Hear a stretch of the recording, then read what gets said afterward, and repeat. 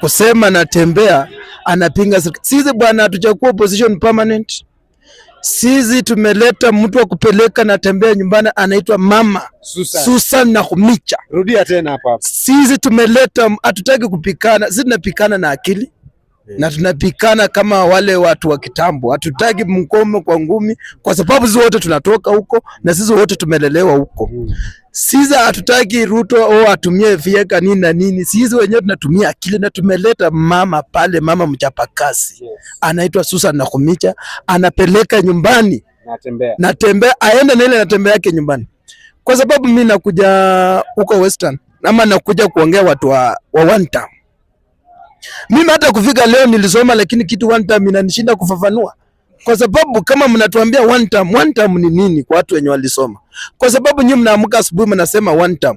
One term iwezi katusomesha. One term hatuwezi kula kwa hiyo. Sasa mnaona watu vile dunia inaenda, vile nini inaenda. Tunasema tukue na dawa kwa hospitali. Hiyo one term itatuleta. Hawana agenda.